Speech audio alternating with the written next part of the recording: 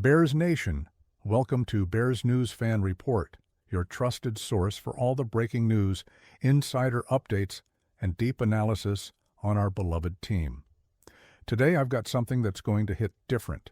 Something about a player who's become part of the heartbeat of this defense, a guy who's earned every ounce of respect from this fan base, and a situation that's developing behind the scenes that could change everything we're building here in Chicago. Stick with me because this one matters more than you might think. December 2025. The Bears are fighting for playoff positioning. The defense is playing lights out. And there's one name that keeps showing up on the stat sheet, one player who's been making game-changing plays week after week. Demarco Jackson, the fourth-year linebacker who came to Chicago as a depth piece and turned himself into a legitimate starter. The guy who just earned his second game ball of the season, an NFC Defensive Player of the Week. Honors after that dominant performance against Cleveland. One interception, sideline to sideline speed. The kind of instinctive play that wins games in December. But here's where things get complicated. Success in the NFL comes with consequences. When a player outperforms his contract, when a guy who was supposed to be a rotational piece becomes a full-time starter, making impact plays, other teams notice. General managers start doing the math. Agents start making calls. And suddenly, the player you thought was locked in for the next few years becomes a name on everyone's radar. Let me take you back to how we got here. Demarco Jackson wasn't supposed to be this guy. He was a fifth-round pick by the Saints back in 2022, a linebacker out of Appalachian State with potential, but questions about whether he could translate to the NFL level. Dennis Allen put him through the ringer that first training camp, 40 up-downs before a 2-hour practice in Louisiana heat. That was Jackson's welcome to the NFL moment, his initiation into the brotherhood that Allen builds with his defenses. Jackson spent his first 2 years in New Orleans contributing on special teams, learning the system, waiting for his opportunity. His most memorable moment as a Saint, scooping up a blocked punt against Carolina and taking it to the house. The Superdome was rocking, and Jackson got his first taste of what it feels like to be a game changer at this level. Then came the move to Chicago. When Dennis Allen took over as defensive coordinator here, one of the first calls he made was about Jackson. He knew what he had in that linebacker room in New Orleans, and he wanted to bring that same mentality, that same toughness to Chicago. Jackson arrived knowing exactly what to expect. He'd already been through the up-down initiation. He had the technique down. Just don't stop, don't think about it, knock them out and bounce up as quick as you can.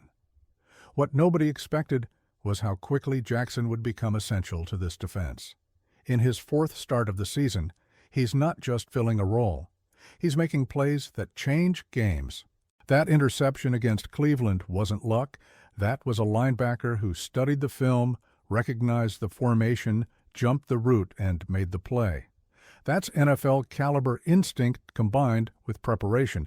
But let's talk about what makes Jackson special beyond the stat sheet. This is a kid who grew up on a cattle farm in Spartanburg, South Carolina. He wasn't some five-star recruit who had everything handed to him. He worked. Every morning he and his 3 older brothers were up doing chores, taking care of livestock, finding ways to make boring work fun.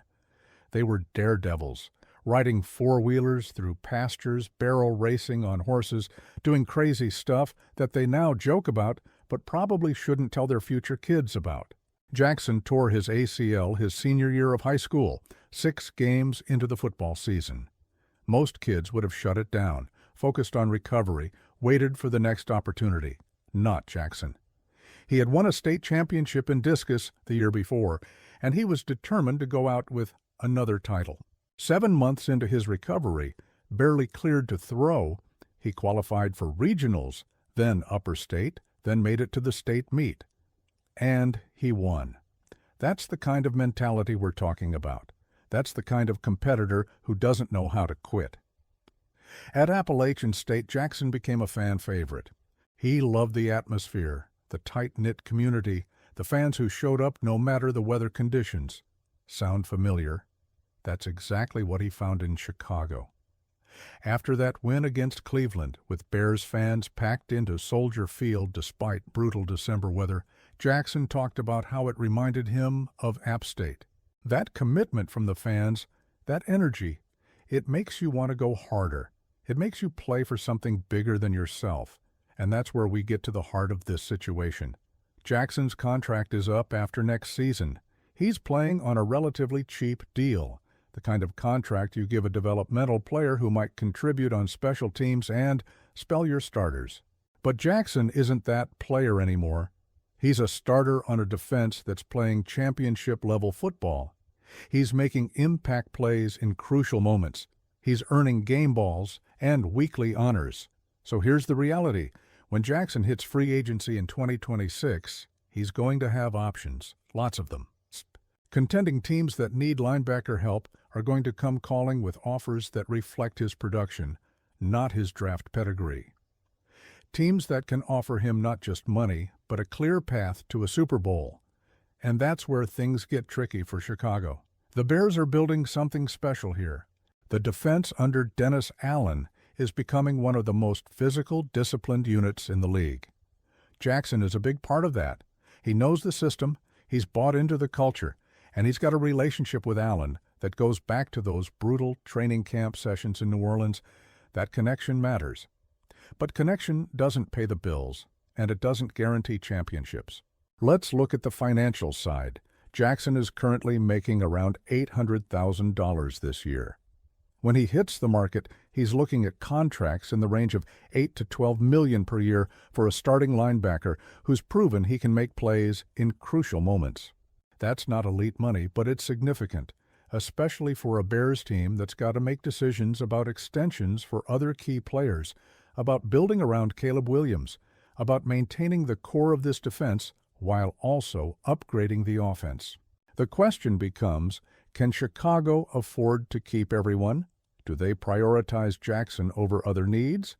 Do they let him walk and trust that they can develop another linebacker? Or do they recognize that chemistry and continuity matter, especially in a Dennis Allen defense where communication and trust are everything? And here's where the speculation gets interesting. There are teams right now that are one or two pieces away from legitimate Super Bowl runs. Teams with aging linebackers, teams that need someone who can cover tight ends, who can blitz effectively, who can make plays sideline to sideline. Jackson fits that profile perfectly. The Rams, the Eagles, the Chiefs, teams like that are always looking for value at linebacker, especially guys who understand winning culture and can contribute immediately.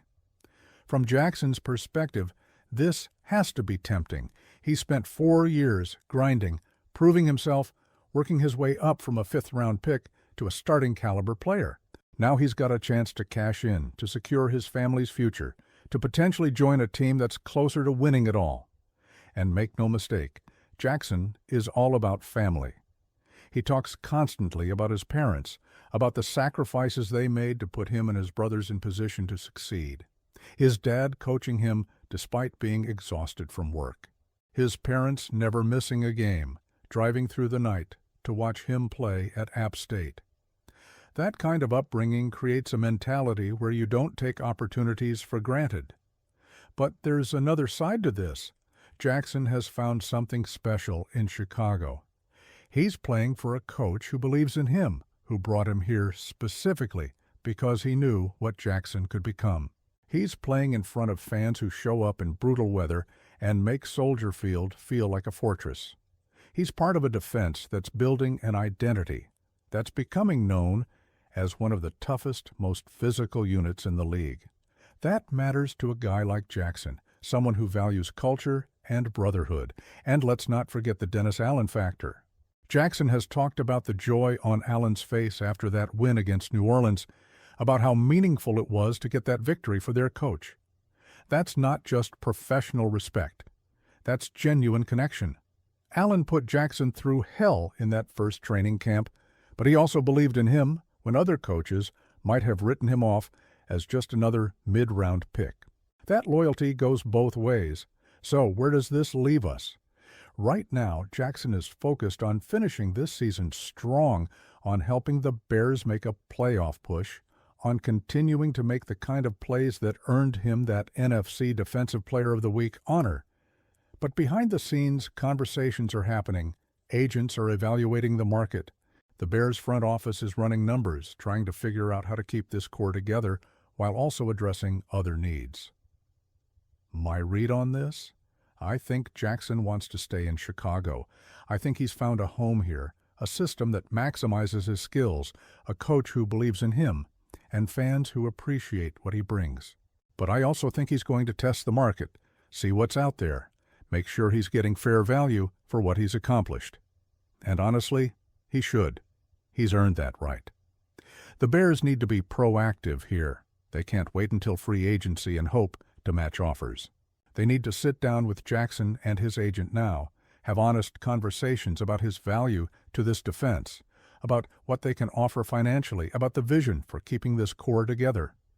If they let this drag out, if they lowball him or make him feel undervalued, someone else will swoop in and make him an offer he can't refuse. And that would be a massive loss for this defense, not just because of Jackson's production, but because of what he represents. He's the kind of player who makes everyone around him better. He's the guy who does his job, makes the tackle, celebrates with his teammates, and gets ready for the next play. He's got a strict game day routine from the moment he gets off the bus until kickoff. Bible, journal, game packet, iPad by the bed. Worship music on the way to the stadium, then switching to G Herbo the second he steps inside. That discipline, that preparation, that's what winning teams are built on. I'm optimistic that the Bears can figure this out. I believe Ryan Poles understands Jackson's value, understands that you can't just replace chemistry and continuity with draft picks. I believe Dennis Allen will advocate hard for keeping the guys who buy into his system. And I believe Jackson, at his core, wants to be part of something special in Chicago, wants to be part of the team that brings a championship back to this city. But I'm also realistic. This is the NFL. Money talks. Opportunity matters. And if a contending team comes in with a huge offer and a clear path to a ring, Jackson would be foolish not to consider it seriously. That's just the business side of this game, the part that breaks fans' hearts, but that every player has to navigate. So here's my question for you, Bears Nation. How important is Demarco Jackson to this defense? Do you think the Bears should make him a priority in contract negotiations, or do you trust that they can find another linebacker who can fill that role? And if Jackson does leave, how much does that set back what we're building here? I want to hear your thoughts in the comments below, because this is the kind of decision that defines franchises. If you want to stay on top of every development with Demarco Jackson and the rest of the Bears roster, make sure you're subscribed to Bears News Fan Report and hit that notification bell. I'm bringing you the analysis, the context, and the insider perspective you need to understand what's really happening with this team.